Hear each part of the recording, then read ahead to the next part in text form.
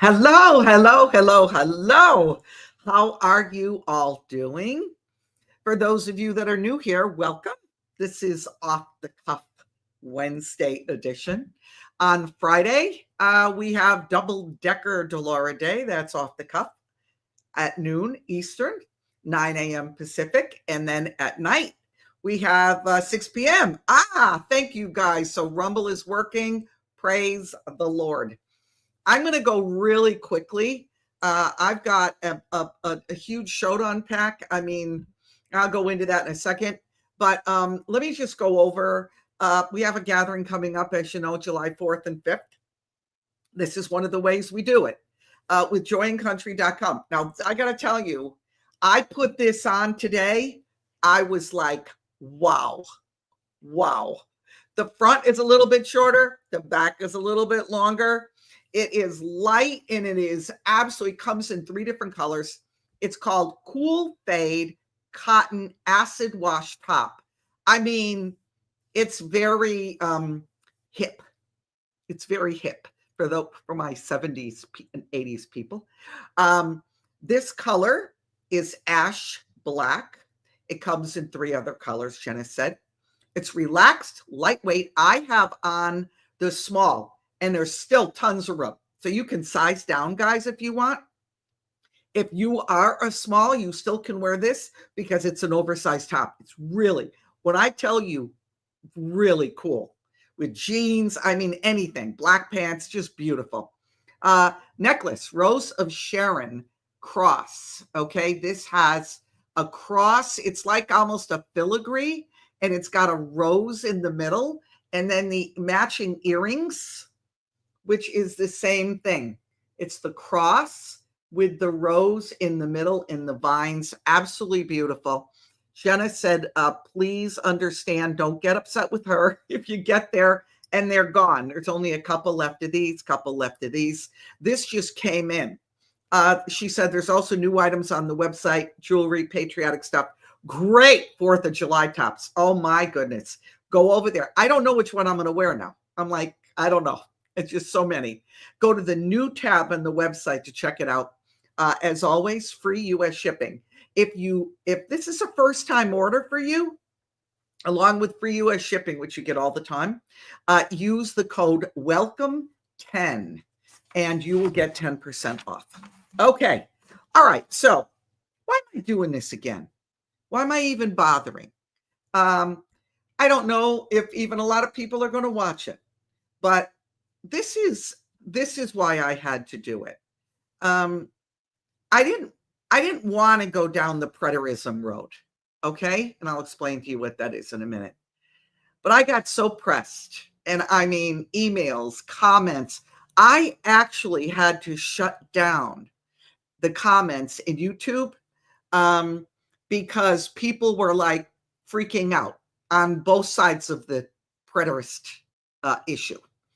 So I knew I had to do it. And if you know me, I'll hear from God, even if I don't want to. And I got to tell you guys, I didn't want to do this. I really didn't. I don't want to come across as a know-it-all, because I'm not.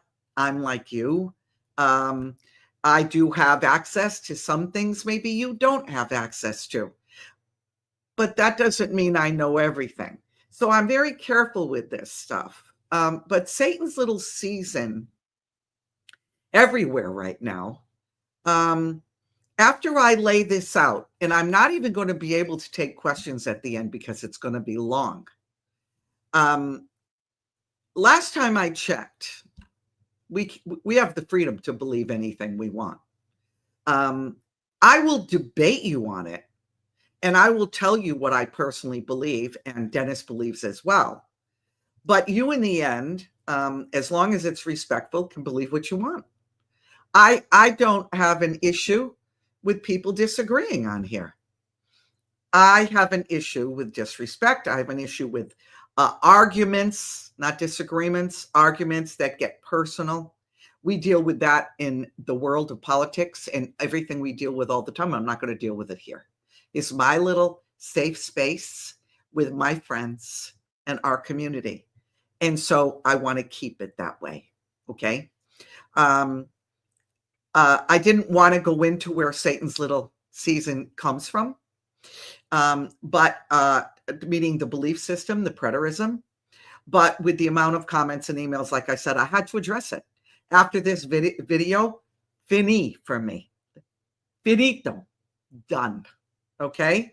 So I'm really going to dive in now. I didn't want to do it last time, but my hand got forced. And so here I go.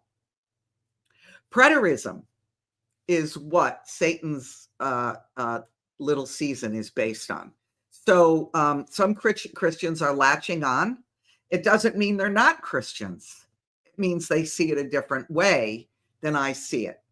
I'm going to lay out for you. See, there's people online, I'm not going to mention names, they lay it out scripturally. Well, I watched.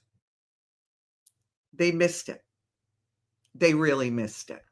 So now I'm going to lay it out scripturally for you.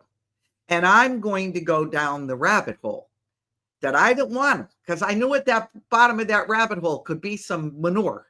And I don't want to hit it. But here I am. So I'm going to do it. So what is preterism? Preterism is the belief that prophecies, especially in Matthew 24, they use that a lot. Jesus on the Mount of Olives, Book of Revelation, that all of this was largely completed. Some believe all of it's been fulfilled in the past, particularly in the events leading up to and surrounding the destruction of Jerusalem by the Romans in 70 AD. Okay, 70 after the death of Christ. For those of you who may be new to Bible study, Matthew 24 and the Book of Revelation have to do largely with the events that are supposed to take place leading up to Christ's second coming to the earth. Okay, everything I'm going to tell you is Bible-based. Everything I'm going to tell you is historically based. I will prove it to you. I'll prove it to you in Greek. I will dissect this to the nth degree.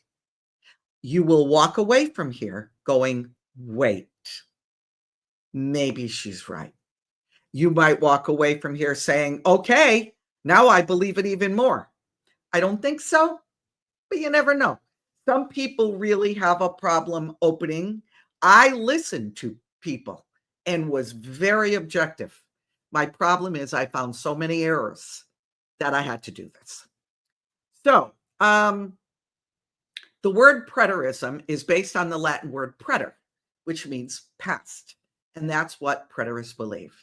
They believe that many, a partial preterist, if not all, a full preterist, of these things that most Christians consider future events on the prophetic calendar, the prophetic radar, okay, are actually things of the past, such as the tribulation, the Antichrist, the abomination of desolation.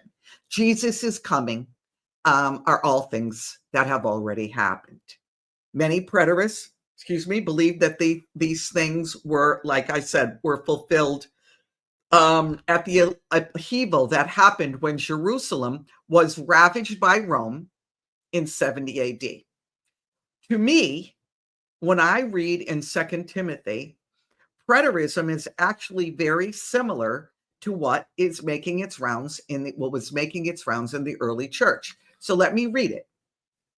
Paul wrote in 2 Timothy 2:17 to 18, among them are Hymenaeus and Philetus, men who have gone astray from the truth, saying that the resurrection, a future event, has already taken place, and thus they upset the faith of some.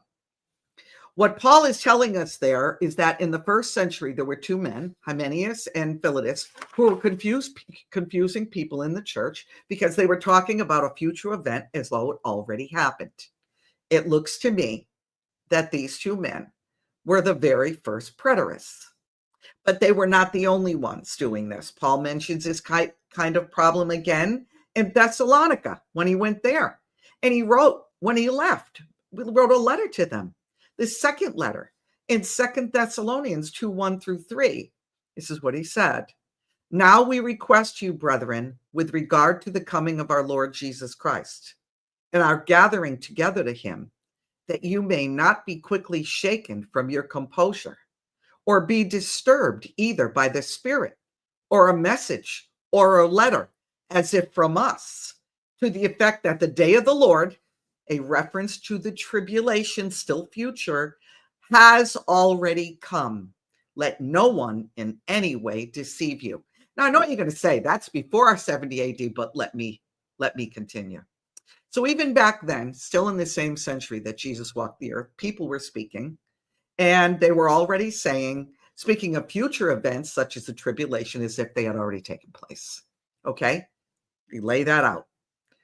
Today, preterists are doing the same thing.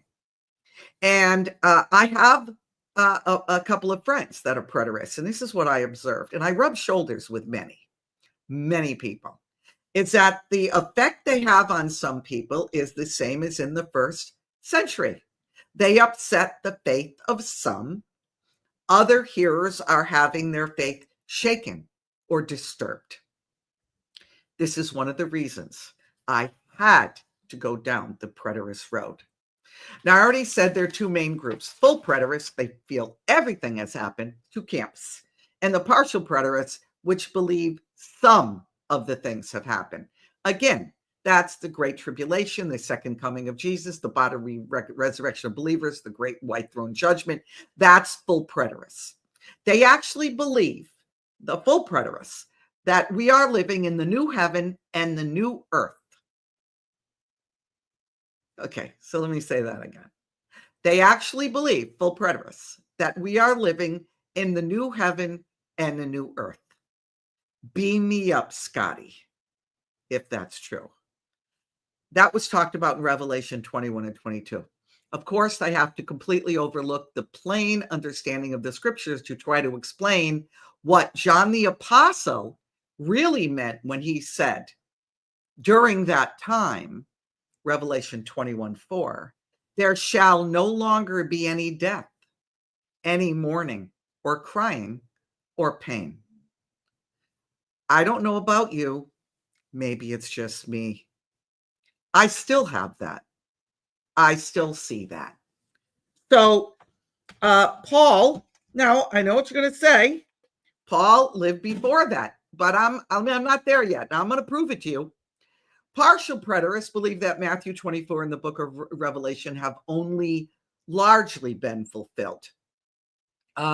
They believe the coming of Jesus happened 70 AD, Matthew 24, Revelation 19 was fulfilled, but it was fulfilled spiritually rather than physically, which is, I don't know how that works. How was Jesus's coming in Matthew 24 and Revelation fulfilled spiritually? They say it occurred when the Roman army destroyed the temple in 70 AD and killed a great many Jews. So the destruction of the temple is understood by partial preterists to be the fulfillment of Jesus's promise to come again in Matthew 24 and Revelation 19. Now, I'm going to move through this, guys. I got a lot to cover. So you're going to probably have to go back. If you're not listening with both ears, you're going to probably have to go back and listen again. Preterists say that Jesus came in an act of judgment against the Jews for their rejection of him as Messiah. Unlike full preterists, partial preterists do believe that there are some verses like Acts 1, 9 through 11 that do require Jesus to come back again in a physical and visible manner. Now that we are all on the same page as to who's who, could preterists, whether they be full or partial, be right? Could Matthew 24 and the bulk of the book of Revelation be about past events? Instead of giving you my opinion, let's break it down, bite-sized pieces that can explain why this is not Satan's little season we are in. Absolutely 100% not. We are in, and I'm going to show you how that thinking is erroneous. I'm not attacking the people who are preterists. I love all people. I even pray for those that disagree in our pro-abortion, or people, if they're human, I will pray for you. I will befriend you and I will welcome you into our gathering community. I'm not attacking you personally. I'm attacking and I'm not actually attacking, I'm questioning what that belief system is, and I will prove how it's erroneous. Number one, preterist proof texts fail to support their own view. Well, how does that happen? Let's look at Matthew 24. This is the verse that is the chief cornerstone in the preterist doctrine and the defense of their view. In this chapter, Jesus talks about the signs that will take place in the days leading up to his second coming on the earth. So Jesus mentions in Matthew 24, verse 15, very important, listen to this. The abomination of desolation. That's the time when the Antichrist will set himself up in the temple of God and dare declare himself to be God. That was in 2 Thessalonians 2. That's what I read you. In verse 21, he mentions the time of the great tribulation, as has not occurred since the beginning of the world until now, nor ever shall. In verse 29, he mentions the sun and the moon being darkened and that the stars will fall from the sky. And then in verse 30, he mentions the Son of Man coming on the clouds of the sky. Matthew 24, 34, verse 34. This is the most popular proof text preterists point to. Notice what Jesus says. Assuredly, this is Jesus saying it. I say to you, this generation will by no means pass away till all these things take place. Wait a second, Delora. I understand why the preterists say that now. No. Listen. This is why I said you must not grab a verse out of text. You must not, you have to go into the language of the day, Greek and Aramaic. So let me explain to you. They would say, see, this generation, verse 34, the generation was alive at his time, would by no means pass away until all these things took place. The abomination of desolation, the great tribulation, the coming of the Son of Man. Therefore, these things must have taken place. Jesus must have come back. Because of this verse, this is the verse, Matthew 24, 34, that they take their hat and rest it on, and a couple of others that we'll look at. Preterists insist that all these things spoken about in that chapter, in this generation, the tribulation of events and the coming of Christ had to have occurred before the generation of people living in the time of Jesus died off. That's not what Jesus meant. Again, you must learn about hermeneutics. You must go into the language of the day and look at the meaning. He was talking about the generation that would see all of it, the things he just mentioned. So the key to understanding this verse, Matthew 24, 34, is found by backing up a verse. Remember, I told you, don't cherry pick. Let's back up a verse. Let's go to 33. Jesus said in verse 33, even so, you too, when you see these things, what things? The things I told you about. The things that abomination of desolation. When I come back, all of these things. Even so, you too, when you see these things, recognize that he is near, right at the door. Here it is.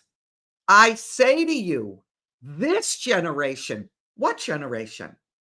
The generation in who verse 33 sees all of those things will not come to pass until all these things take place. So Jesus says, when you see all these things, verse 33, what things? Abomination, desolation, great tribulation, stars falling from the sky. Jesus was talking about the generation of people who would be alive during the events leading up to the second coming. When he said this generation, he was referring to verse 33. Don't cherry pick 34. Don't cherry pick 34. Now, my preterist friend might say, I hear what you're saying, but it seems odd that Jesus would talk about events that were so far off. Why would Jesus even speak to his disciples about events that he knew maybe take place 2,000 years ahead or more? Actually, Jesus told his disciples he didn't know the day or the time these events would take place. That's in Matthew 24:36. Why would Jesus speak of events that were so far off? Because he was answering the question his disciples asked him a few minutes earlier about the end of the age in verse 3. Notice what they asked him. Matthew 24:3. Master, that's Jesus, what will be the sign of your coming and the end of the age? That's why Jesus spoke to him about the events so far off. They asked him.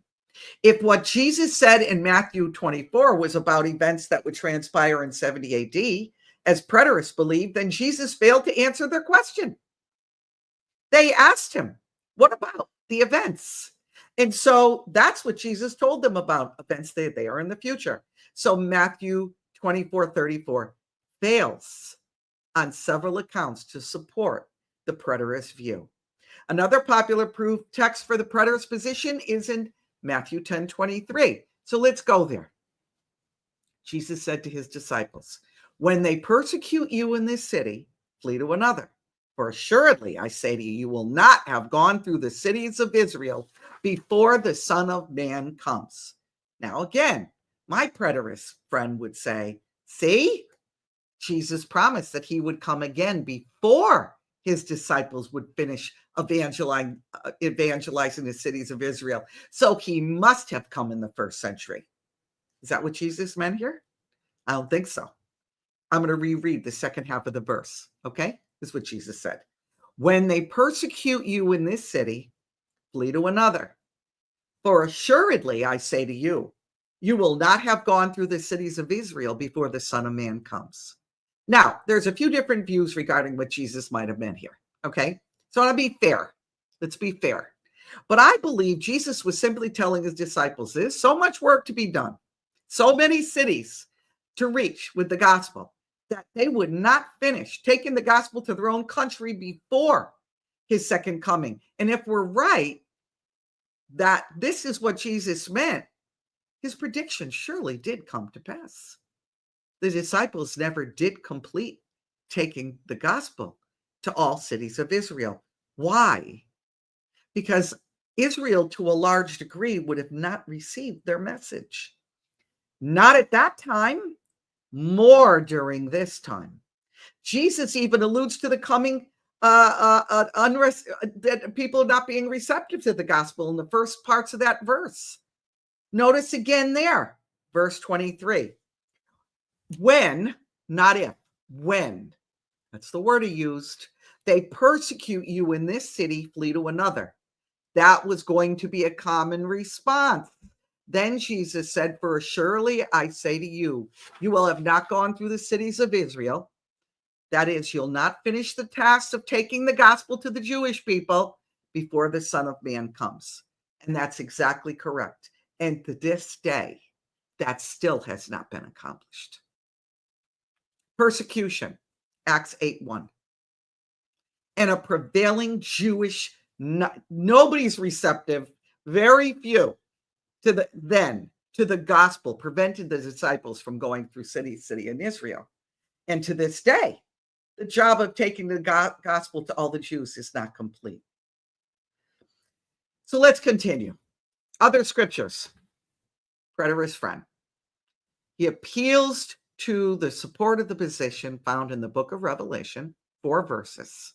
Let me go through those. Revelation 1:1. The revelation of Jesus Christ, which God gave him to show his servants things which must shortly take place. Revelation 2:16. I am coming to you quickly. Revelation 11:14. The third woe is coming quickly. Revelation 22:12. Behold, I am coming quickly. My preterist friend would say, Jesus said, I'm coming to you quickly. Surely he could not have had in mind events that were 2,000 years later. I mean, that's not quickly. When he says quickly, he means quickly, shortly after he lived. Are they right? Let's look closer. The Greek word translated shortly or quickly in the passages of the Revelation is tachus or tachus, Tachus. The word does not refer to a soon event. The word refers to a swift event. It will happen swiftly. That's will be. I am coming swiftly. I am coming quickly. In a swift moment, in a twinkling of an eye. That's what tachus means. The Art and Gingrich Greek English lexicon of the New Testament, one of the most profound, and everyone says it's accurate, says this word means quick, swift, or speedy. Thayer's Greek English lexicon of the New Testament, page 616, agrees. Tachus means quickly, speedily. Vine's Expository Dictionary of the New Testament, page 913, also agrees. Swift, quick, quickly. Jesus wasn't describing when the events would take place, but rather the manner in which they would take place and they would occur. He was saying these events will take place. They're going to unfold quick, sudden, great swiftness. There it is, all right there in the Greek. I didn't say it. Jesus said it. He said it in Greek. There it is. So let's look at today's vernacular, okay? Do we go through the same thing? During my teen years when I was growing up, when someone said that's dope, they meant drugs. Today, when someone says that's dope, they mean it's cool. The vernacular of the day, where they lived, their the colloquialisms, everything that happened during that time is the same as today. That's why you must go back into the Greek. You cannot just take it at surface value, and you have to read the whole context. If someone in the future were to try to decipher words like we use colloquially, very, just in everyday talking, you're cool. It doesn't mean you're cold. You know what I mean? So they have to go into the language of that day with us, and there it is Greek. And when the preterists say that word means, it's not what it means at all. So let's continue. None of the church leaders, fathers of the faith after Jesus, call them fathers, leaders. When I say leaders or fathers, I'm talking about the same people. Okay. None of the church fathers ever mentioned Christ's second coming as having already occurred. Now I'm going to talk to you a little bit historically. People like Justin Martyr, Eusebius, Tertullian, Polycarp. Go look them all up. A lot of great writings during the 1st century, 2nd century, 3rd century. Many of these men who wrote about the day that we're living in, and you can you can go to Amazon and buy an encyclopedia size set of the writings of the church fathers. There's 38 volumes, but you can see it with your own eyes. I mean, many, many interesting topics, and they write from their perspective of their day. Okay. Just like if someone finds the video talking about, whatever Trump or whatever we're dealing with today, it's from the perspective of me living today. Okay. So that's where they're talking about. But there is, now you got to understand, all these historians, 38 volumes, there is zero indication from their writings that Jesus came back in 70 AD. Wouldn't that be huge? There are no early church writings that teach that Jesus returned, spiritually or physically, in the 1st century. None. Not even uno. So if we as God's people are supposed to understand the prophecies of the New Testament, according to the preterist view, you would think God would have left at least one written record of this. Don't you think? Don't you think one person would have even implied that such a major event occurred, but none. It wasn't until the 17th century, and this did it. Door shut, closed, done for me. It was the early 17th century when the first really preterist thinking started. It was, who was that? He lived from 1554 to 1613. A Jesuit Catholic scholar, Louis de Alcazar. He said the preterist view, he didn't call it that. He's the one that started this. Now, I'm not going to go into this, but do I have to tell anyone about the Jesuits at this point? I wouldn't think so, but look him up. It's very interesting to me. That's the man where it began. But let's continue.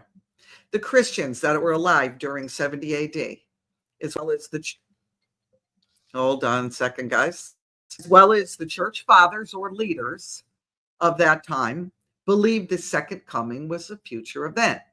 In other words, not only did every church not refer to the second coming as a past event, they referred to it as a future event. The oldest extra biblical, outside of the Bible, Christian document known to exist is a document called the Didache, Didache. For those of you that really love studying this stuff, because I do, historically, it's amazing. The Didache, I'm hoping I'm pronouncing it right. It could be Didache or Didache. I'm not sure. It's Didache. It's a collection of early church doctrine. Most scholars believe it was written near the close of the first century, most likely between 80 and 100 AD. It was used by many of the church fathers and leaders, as well as by the Christian historian Eusebius. That was in ecclesiastical church history. So it's all well documented.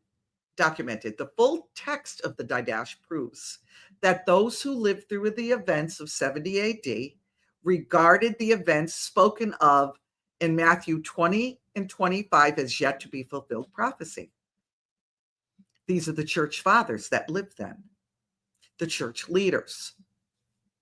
The early church document mentions the Antichrist, the Great Tribulation, and the second coming of Christ as events that have yet to come. So the Didache is a good piece of evidence from the very believers who lived through the events surrounding 70 AD that the preterist view is incorrect.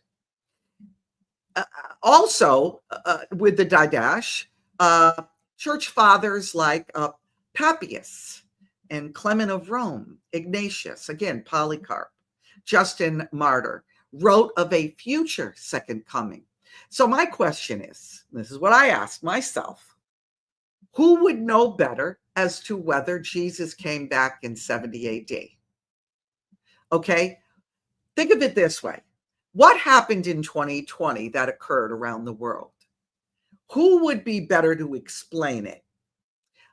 Us, who lived through it and are aware and awake and have spoken about it and posted and written about it at length, or someone from the year 2500 who, looking back, is trying to piece things together and what they believed happened. So let's take that reasoning and look at it again, okay? Who can I believe? Those that lived through 70 AD and in the years immediately following, or those who, preterists who say 2,000 years later, they've got the answer, they got it, they figured it out, or is it the people that lived during that time? Just for me, I could be wrong, I'll side with those who lived closer to the events and lived through it. A very strong case can be made in the book of Revelation, was written in approximately 95 AD, long after the events of 70 AD. Preterists believed the book of Revelation was a prophecy written by the Apostle John, describing events that would shortly come upon Jerusalem and the Jewish people as their city would be destroyed by the Romans. For the preterist view to work, the book of Revelation had to have been written prior to 70 AD. But there's very compelling evidence, I'm going to give it to you, in the writing of the church fathers and leaders, those I just mentioned and many others, that the book of Revelation was written approximately 25 years after the events surrounding the destruction of Jerusalem in 70 AD. For example, consider Irenaeus. He lived from 120 to 202 AD. He was the bishop in the city of Lyons in modern-day France. He grew up in Smyrna, one of the cities where the book of Revelation was first circulated. He was a disciple of Polycarp, who was a disciple of the Apostle John, who's the author of Revelation. So just give that some thought. Think about it. Polycarp was a disciple of the Apostle John, the author of the book of Revelation. And Irenaeus was a disciple of Polycarp. If anyone knew when the book of Revelation was penned, don't you think it'd be Polycarp or Irenaeus? Well, in Irenaeus's work titled Against Heresies, he tells us when John had his apocalyptic vision. This is what he said.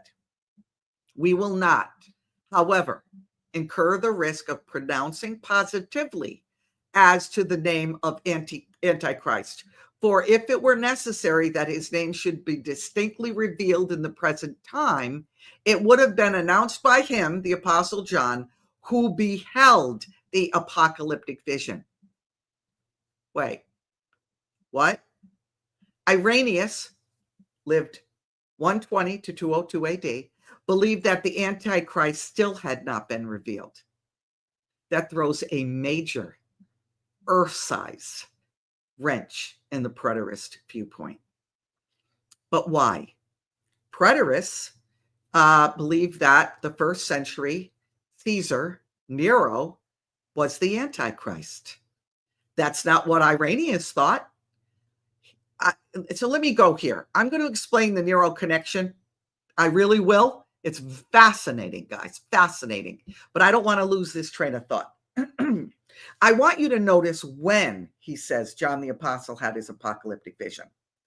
For that was not, this is what he says, was not very long time since, but almost in our day, toward the end of Domitian's reign. Irenaeus said John had his apocalyptic vision toward the end of Domitian, Domition, reign. Who was Domitian? He was a Roman emperor near the end of the first century AD. Here's what I was blown away about. Irenaeus' statement, Domitian's reign, did not begin until 81 AD. His reign ended with his assassination September 18th, 96 AD. So Irenaeus places the date of the authorship of the book of Revelation sometime after 70 AD, toward the end of Domitian's reign, long after the events of 70 AD and the destruction of Jerusalem, which they thought was when Jesus came. This statement is devastating to the preterist position. But again, let's wait. Let's not be too quick to judge. I know I'm not. I kept going. Let's suppose, for preterist sake, that Irenaeus was a sloppy historian and that the book of Revelation was written near the beginning of Domitian's reign. That's still 81 AD. That would still place its writing after the destruction of Jerusalem. And if the book of Revelation was written any time after the destruction of Jerusalem, it cannot be a collection of prophecies about events that found their fulfillment before and in AD 70, as preterists claim. But let's go back to my preterist friend. You shouldn't base the date of authorship, Delora, of the book of Revelation on the writings of one person. I agree. So here are some others who affirm the very same thing. one of the church fathers and leaders. Clement of Alexandria, he lived from AD 150 to 215, also testified to a post-70 AD date for the writing of the book of Revelation. He mentioned that John was exiled to the Isle of Patmos until after the death of the tyrant, another reference to Domitian, who died in 96 AD. Another source for the 70 AD completion date for the book of Revelation is Victorinus. Victorinus, Victorinus,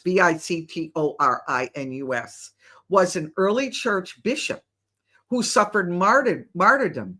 He was a martyr in 304 AD.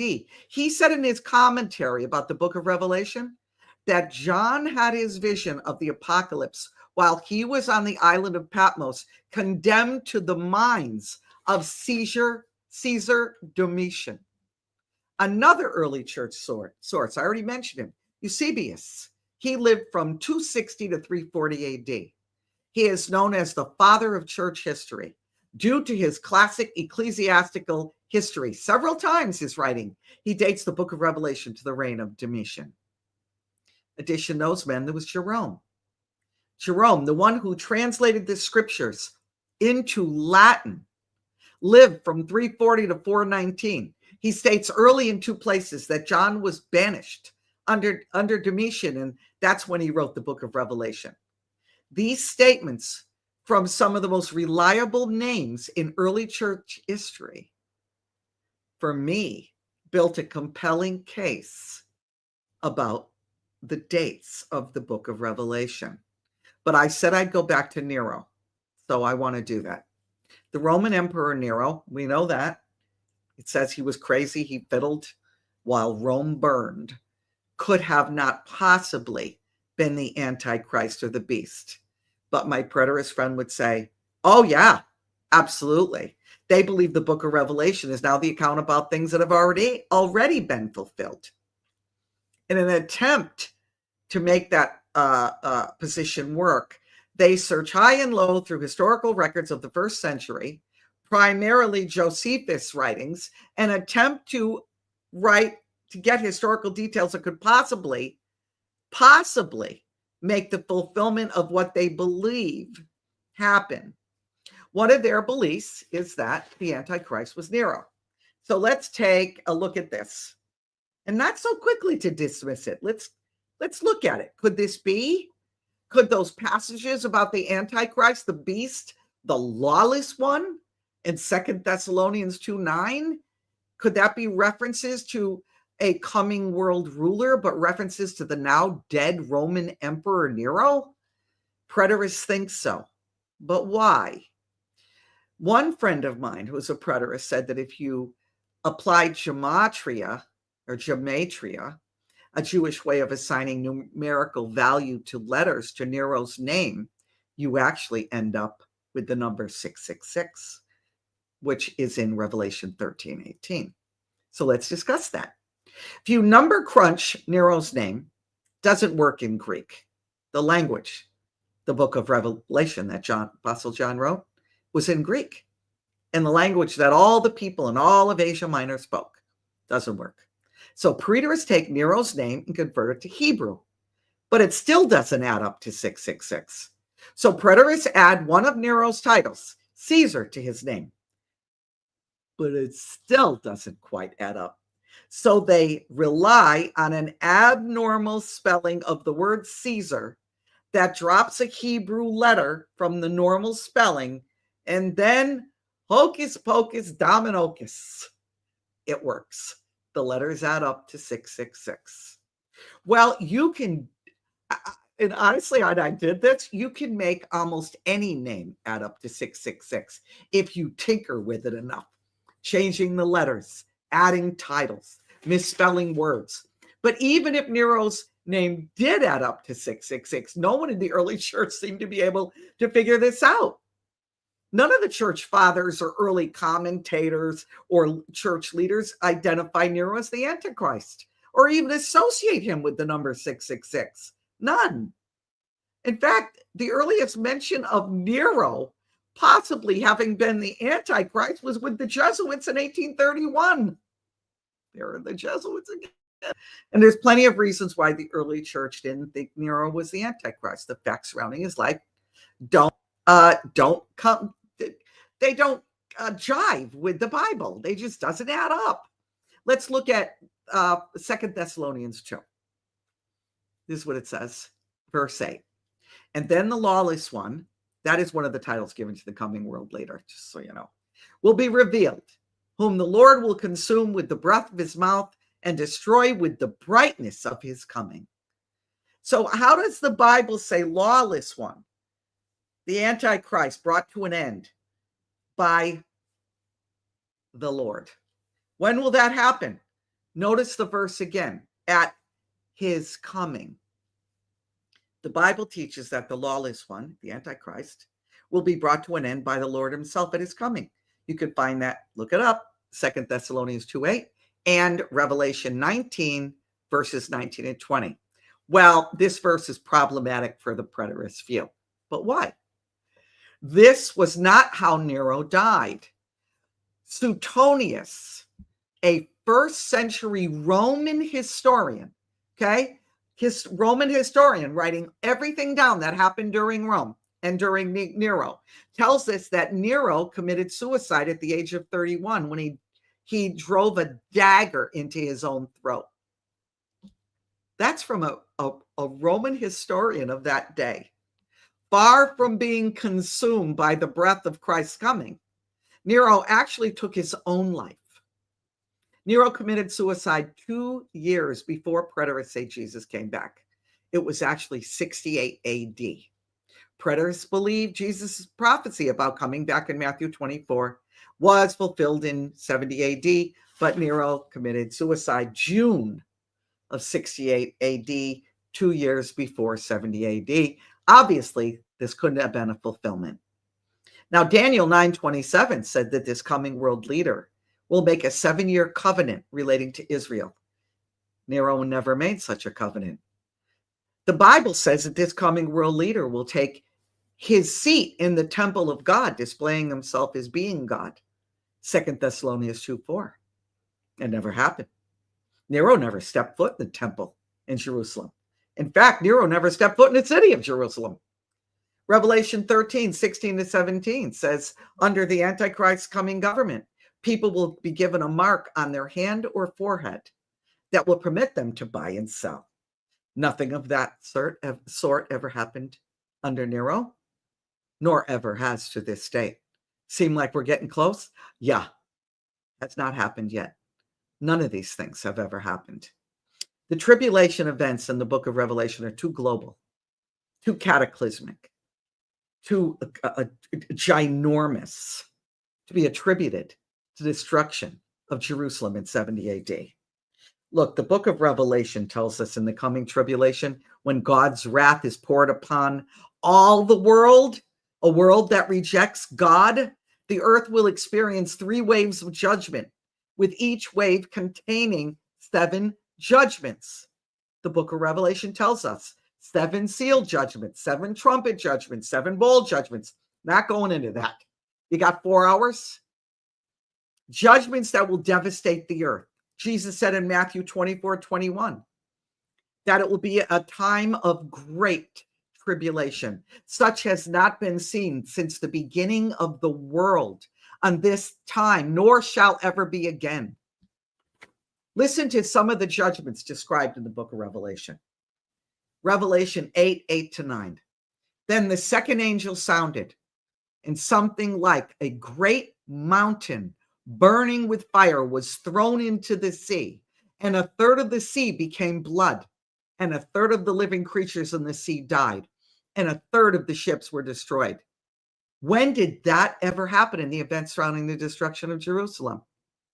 Nothing like that has ever happened in recorded history.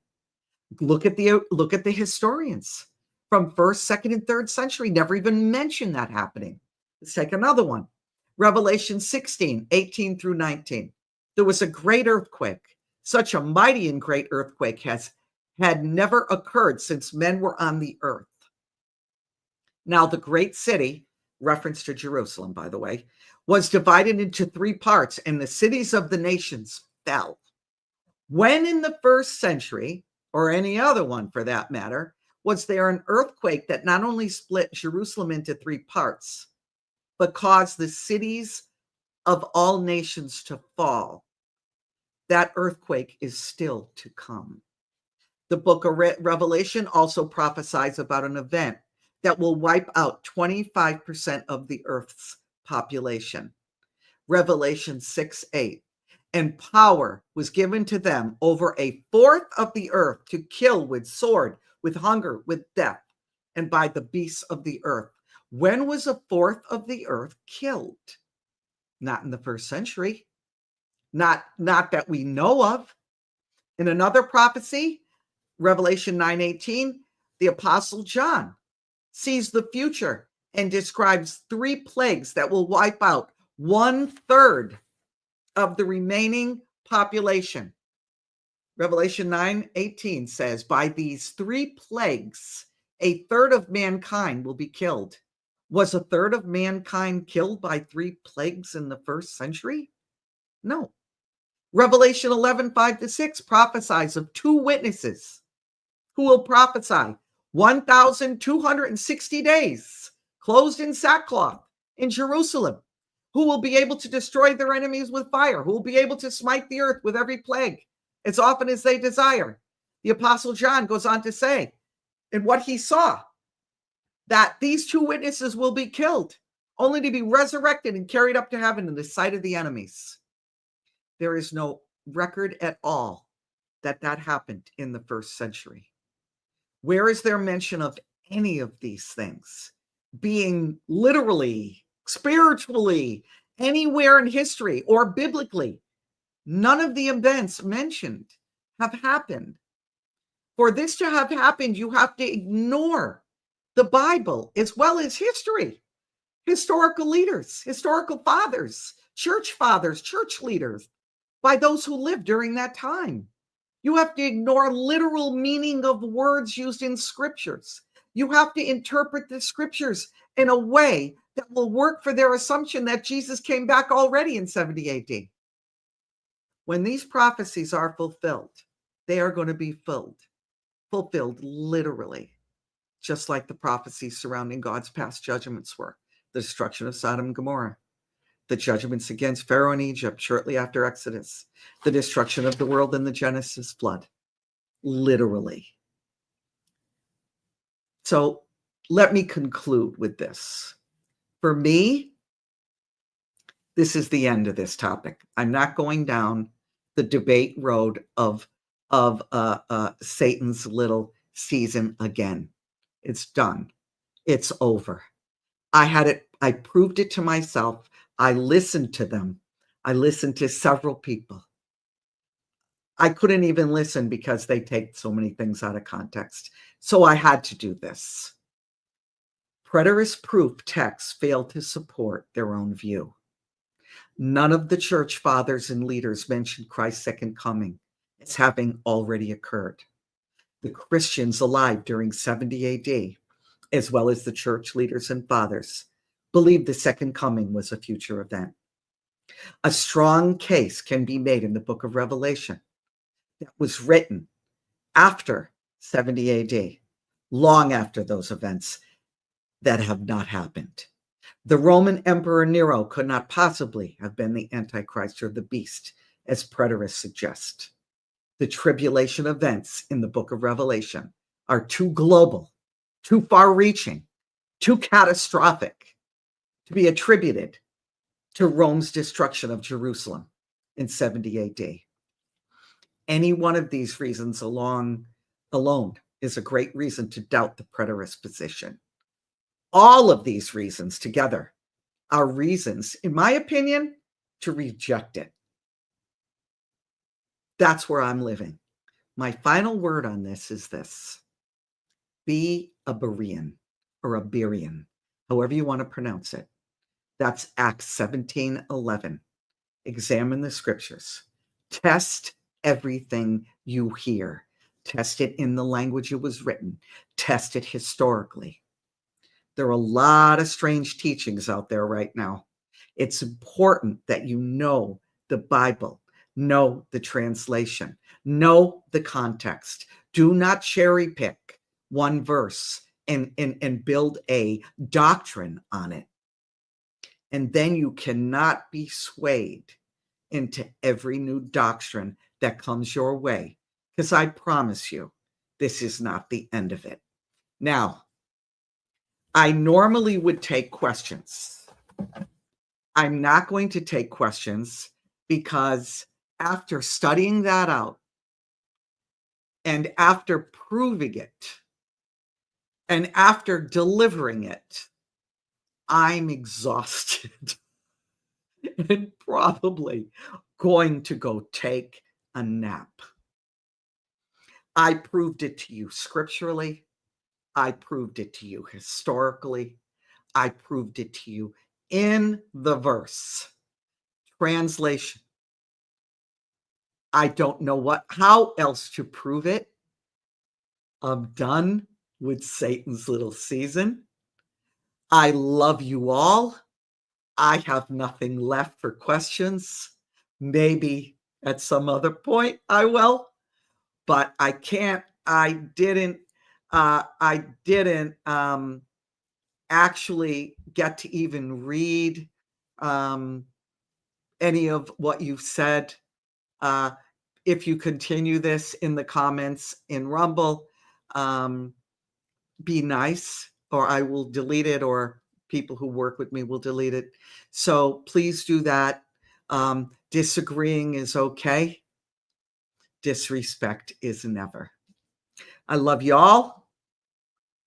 I will see you Friday. I have a very special program I'm very excited about. And may God be with you all. Remember, go in the power of God all week. Live in reality. Live in his truth. In Jesus' name. Love you. Ciao.